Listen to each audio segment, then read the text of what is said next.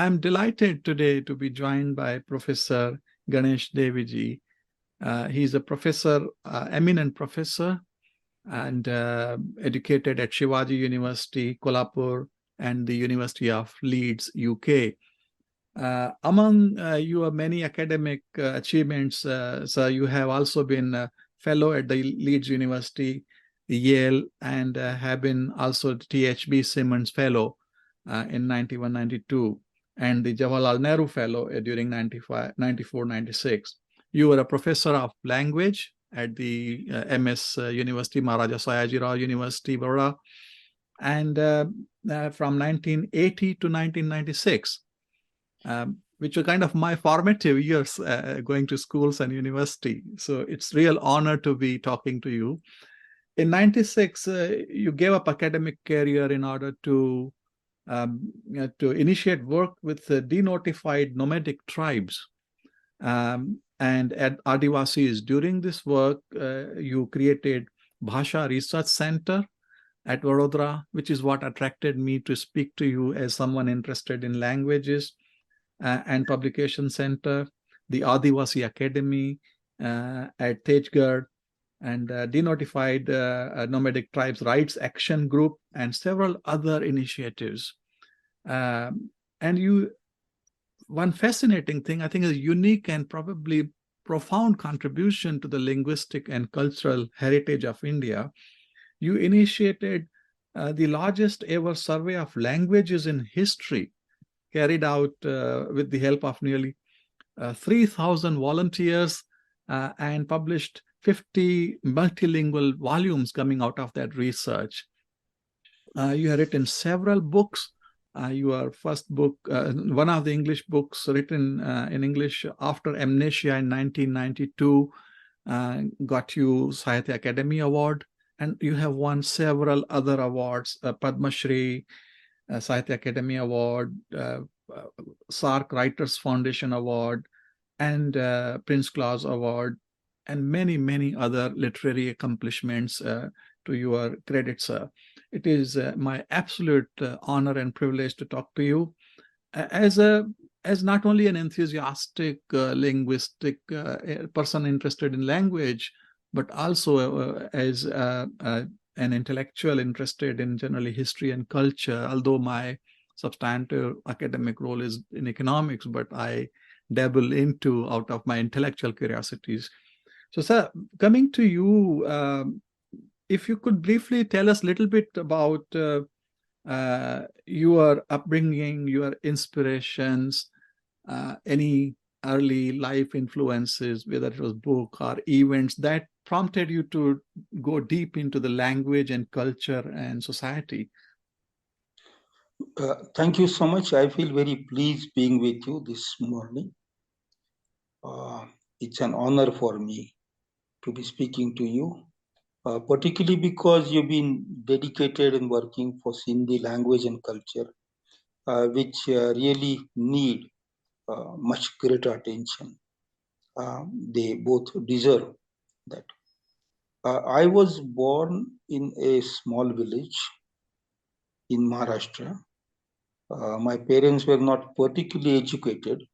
I mean, they had attended school for a few years, but not beyond that.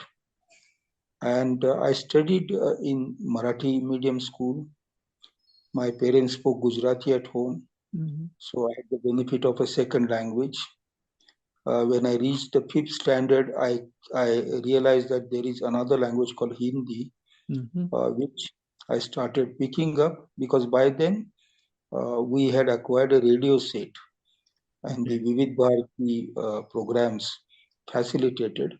And also in my village, a small camping theater had come, a tent theater, Tambu theater, where films like Mother India were being screened at that time. So Hindi entered my life. Then in my high school, I started learning English alphabets, ABCD. By the 11th standard, which used to be the matriculation year in those days, I was proficient in slowly reading a paragraph or two paragraphs of simple English text, but not able to speak any English. Yeah. As a student of science, I went to Pune to do my college and found that all of the lectures were in English and all other students were either Parsis or Christians, and I was not able to follow the lectures. So I dropped out. I became a laborer. I went to Goa. Goa. Goa. I decided that I was only 15-year-old. I had finished my school at 14. Okay. And I decided that if education is only in English, it is not for me. So I must find another track in life. But where I was in Goa for about 8 or 10 months, after having dropped out of Wadia College in Pune, I there was a very small library, and there I came across a novel by Pearl S. Buck called The Good Earth. Okay, Good Earth. And I tried to read it with the help of a dictionary. I could follow it. I also found another book by R.K. Narayan called The Guide, and I could read. And once I realized that I can read English books with the help of a dictionary, I can understand. I decided that I will devote time in reading more. So I accepted slowly to increase my reading speed and to take it to 300 pages a day. Wow. I was 17 by then, and I also realized that I had a liking for literature going through those books. So I joined another college a year later, completed my BA, then an MA, then my doctorate. But I felt that I had not had enough good education. So I decided to go to England to do an MA in English. Okay. I continued my reading habit to the age of 42. And when my first book in English got the Sahitya Akademi Award, I stopped that and then decided to unlearn all that I had read and get the lexical world into oral world, working with tribes and denotified tribes. That's my personal story. But as far as the linguistic survey is concerned, in 1961, I had seen in the college library the census data. And in 1970s, I saw it again. This 71 language data came out in the year 77, 76 or 77. That's when I was about to complete my PhD. Okay. Now, the gap between the two was very vast. 1961 data said that there are 1,652 languages. 1971 data said there are only 109 languages in the country. So we had lost 1,500 languages in 10 years. 10 years. I mean, in the government data. Yeah. Not on the ground. Yeah. Recorded data. When I looked at the last item in that list of the 70s census, it read all others. So that was I got interested in all others. So which are those other languages?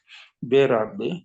And this had happened soon after the Bangladesh war. So I was aware government was shy of showing too many languages because Bangladesh had separated on the language grounds. Yeah. So the rest of my life is spent in finding out who are those people who speak those other languages. Okay. Some 10, 15 years back, the government of India had, 20 years back, government of India had plans of carrying out a survey of languages. Yeah. But that idea did not materialize. It fell through because two ministries were vying for the credit. In India, language is a subject for home ministry. Right. It's also subject for education ministry. Okay. So because these two ministries could not collaborate properly, it fell through. And so I thought with the help of people I had met and known, communities I had worked with, I could carry out a language survey. And so I did it with the help of people, a large number of people and experts, because I was a university prof and had fellowships and so on. I had also links with academic world. Yeah. So I brought two together, and that worked. Yeah, so bringing together your academic credentials and then general population, the volunteers, you created this workforce of 3,000 strong. It's a very large group to manage as a researcher. I can just imagine the organizational and logistics of that must have been massive. But the mission behind was so fascinating. So what did this survey tell you? Some interesting things you found? Well, about five things that I learned out of the survey, the most important points. One is the languages of the coastal communities are lost or almost lost. I see. And I noticed that the reason was not linguistic, it was not historical, but it was the policy of the government to lease out the coastal rights to corporates. So the small fishing communities were devastated. I see. They had lost the rights to go and do coastal fishing.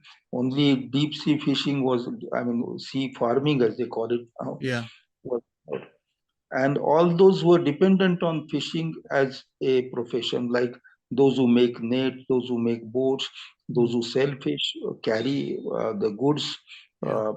carriers and so on, they had moved inland. In Gujarat, there was a very large community called Kharwa community to get together uh, annually for deciding on life partners for the young ones. Nearly 4 or 5 lakh people used to get together Yeah. at one time. But now they don't do it. They're scattered.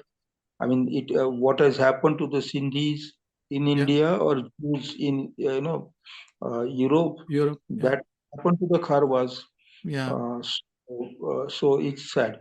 This is only one instance, but there are nearly 150 such communities on the long sea coast of India. Their languages are in very difficult days. The second thing I found out was India has about 8 or 9 sign languages, which are Indian sign languages. I see. I didn't know this at all. I Yes, and see. I brought out a special volume in the linguistic survey called Okay. the Sign Languages of India. Okay. And they are being carried forward intergenerationally by the signing communities themselves without much assistance from schools. So they don't have a script or anything. They just use a sign to communicate. Yes. Signers do write other languages, Ah.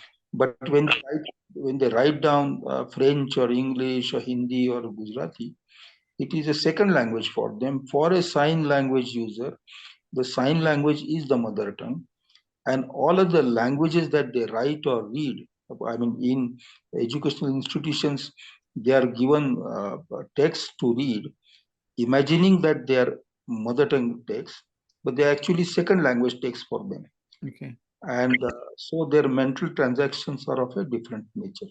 Yeah. But based on these two findings, I noticed that language decline is directly related to a decline in employment opportunities within one's own language zones. Okay. And migration, not lack of schooling, lack of grammar books, lack of dictionaries, libraries. That's not the primary reason for language decline, but it is migration. Migration affects languages like nothing else. Yeah. Now, whether it's So the, economic migration or political migration, but anything that displaces people from their land causes this. you will notice, sir, that when the UNESCO brought out the first Atlas of Endangered Languages, Yeah. migration statistics issued by United Nations agencies shows a dramatic increase, right? And the last one I saw was 2017 or 18. and that was saying that 36% of world population has become migrant. Yes. For employment purpose, for livelihood, Yes. Which means literally languages of those people back home are endangered. Endangered. Yeah. Yeah. Now, this climate change might trigger even further migration, what they call the climate refugees, which would further endanger languages, wouldn't it? It will, I mean, that it will affect, it will doubly affect languages.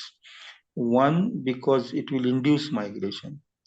The second, because wherever there is biological diversity, Yeah. there is a linguistic diversity. Yes. And as soon as biological diversity is found depleting, linguistic diversity also becomes fragile.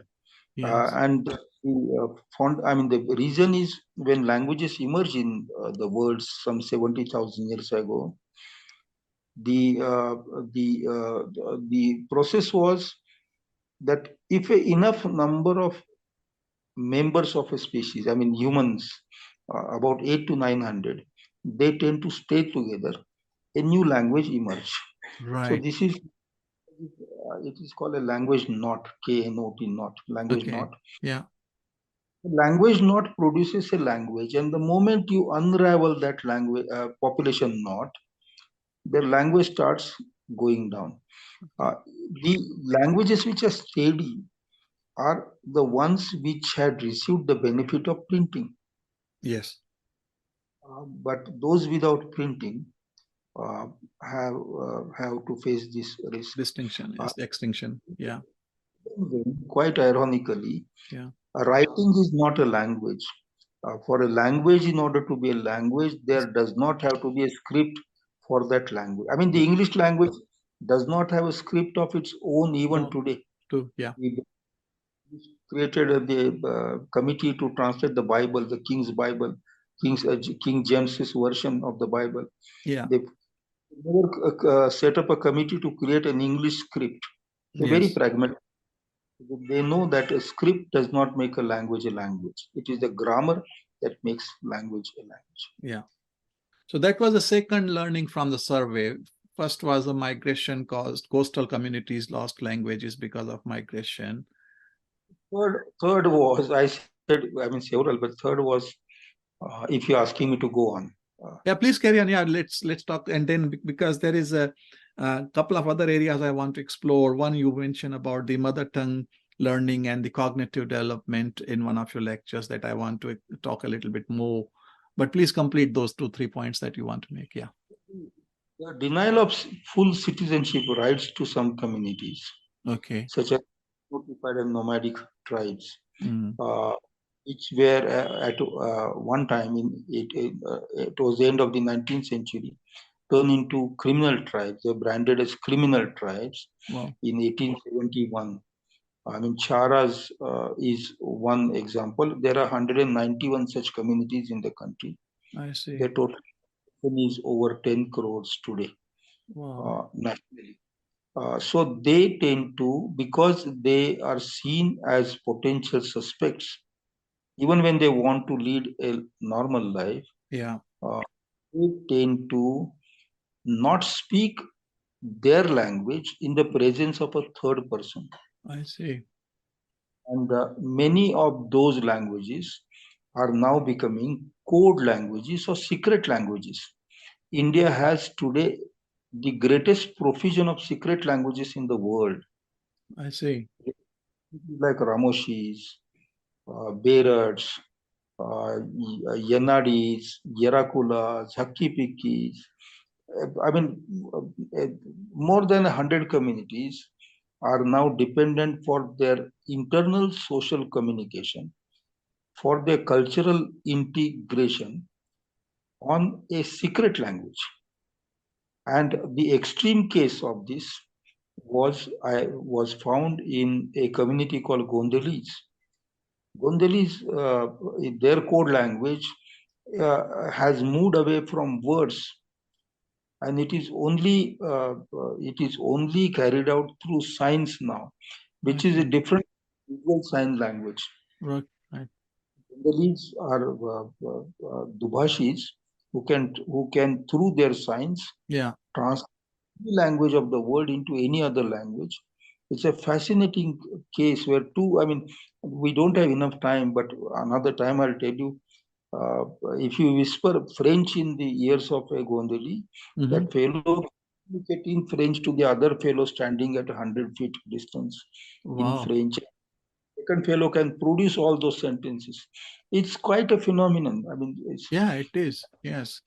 It is sad, Professor, isn't it, that so the third reason you are identifying is the social stigma attached to some languages, because mainstream, if we call them mainstream speakers or languages of a region, would attach negative connotation to the community just because they speak in that different language, which then it kind of stops them from expressing in their own language the normal course of action. The fourth was that the government of India does not have any reliable data on languages that exist in India. Census itself is ridden with faulty methodology because they try to first ask people about their mother tongues, then they elicit known names of mother tongues from the list received. Out of these known names of mother tongue, they try to press together they make a compact set of languages and decide to call them a single language. Right. There's kind of a standardizing and homogenizing. Yes, Bhojpuri was claimed by 5 crore and about 5 lakh people in 2011 census. It was clubbed together with Hindi. So despite 5 crores claiming Bhojpuri as their language, they are shown in the government data as Hindi speakers, and all the planning for those people is for the Hindi language and not for their own language. Right. There are, but going to Sindhi, I have Sindhi has now started throwing up good language movements. Yes. And there is a greater, my friend Rita Kothari. Yes. I know Rita. Yeah. Moved from English studies to study of Sindhi culture and language. Yeah. Chandani's name I mentioned, and there is some nominal patronage to the language. Sahitya Akademi gives an award, but that is not enough, and it does not cut. It does not go any deep. Really, no. Have been closing down. Yes. There is compulsion on writing Sindhi in Devanagari. Yes. While Sindhi is written in two different ways, two different scripts. Yeah. And so Sindhi is a language which should have received a linguistic state in India, but has not. At least a linguistic union territory for Sindhi would have been a great idea, but it has not. Whereas Mizo, Khasi and Gaura received Meghalaya, but Sindhi has remained a kind of a homeless language in India, and yet Sindhi is showing a remarkable kind of resurgence in recent years. Yeah. So we have 8 minutes or so, I think, to close, but we will again catch up on there's some other fascinating stuff, Professor. Very briefly, I was listening to your speech at the Bangalore International Center, where you talk about when language dies, and two aspects, because the talk is fascinating, very deep and profound. I think we need to get together again to talk about that, because that's something very close to my kind of area of interest in the consciousness. But you start by saying that the language is kind of a bridge between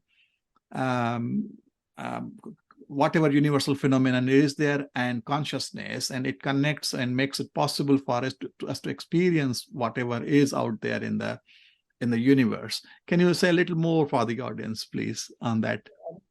Well, thank you for asking that. Science is one way of describing the reality of space and time surrounding us. We all know that we're born in space, we're also born in time.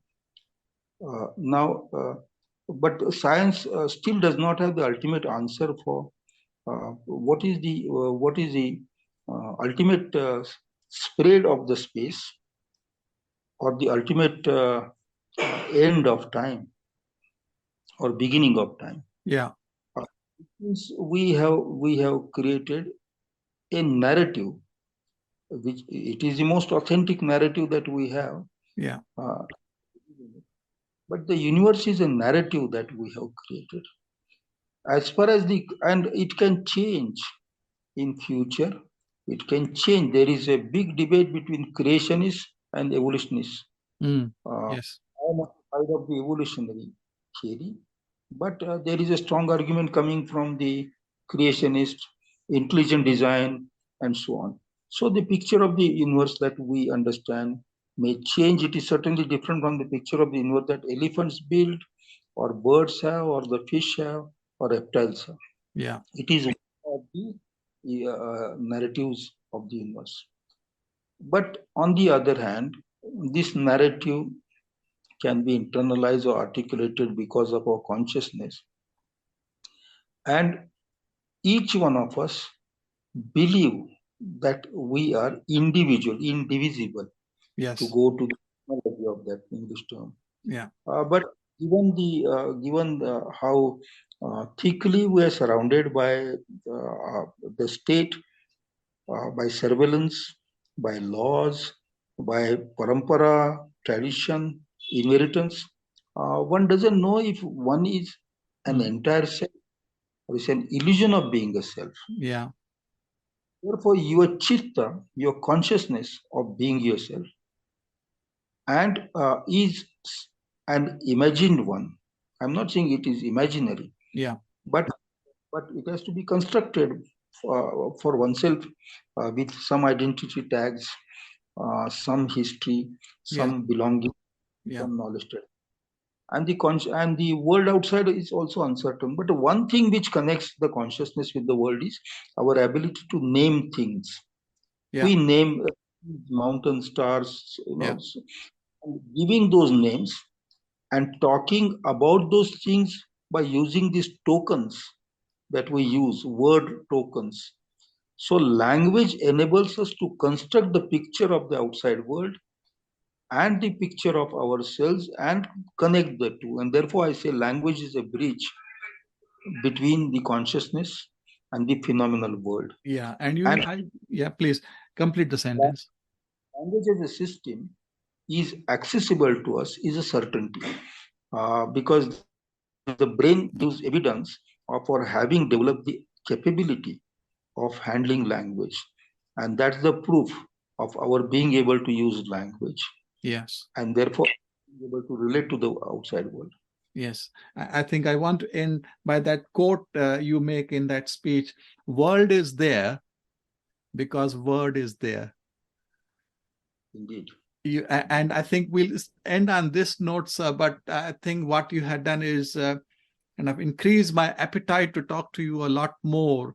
And with your permission, in future, we should continue this dialogue to reflect on several aspects of the fantastic and phenomenal work that you had done through your research on language. But it also shows how from that just linguistic survey, you go into the deeper aspects of culture and what affects the civilization. You use the word India is a linguistic civilization, which is a topic on its own for a detailed conversation. I hope to have that with you in near future, Professor.